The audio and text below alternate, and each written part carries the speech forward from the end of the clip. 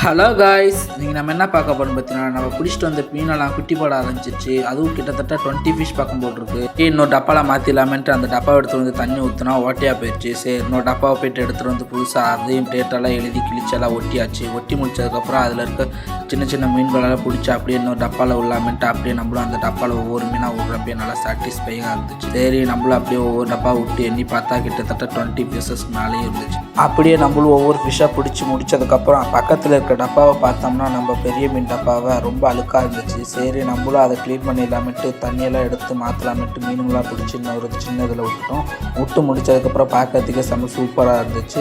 அதுக்கப்புறம் கழுவி எல்லாமே எடுத்துகிட்டு வந்து ரெடி பண்ணி வச்சு முடிச்சதுக்கப்புறம் வயிறெல்லாம் பெருசாக இருக்கிற மீனாக பார்த்து கொஞ்சம் 2-3 இதை தண்ணி எடுத்து விட்டுட்டோம். அதுக்கப்புறம் மீதி இருக்க மீனெல்லாம் பார்த்தோம். இது வந்து ஃபஸ்ட்டு பேட்ச்லேயே பிடிச்சது ஒரு 5 மீன் தான் கிடச்சிச்சு. அதனால் கொஞ்சம் கிட்டத்தட்ட நம்ம வீடியோஸ் எடுக்கல, அதுவும் நைட் டைமில் பொறிச்சதுனால எடுக்கல. அப்படியே நம்ம இப்போ பிடிச்ச மீன்லாம் பார்த்தா செம்ம சூப்பராக ஆக்டிவாக இருந்துச்சு. இதுக்கு என்ன ஃபுட்டு போட்டுருக்கு மறக்காம கமெண்ட்ஸில் கமெண்ட் பண்ணிட்டு போயிருங்க.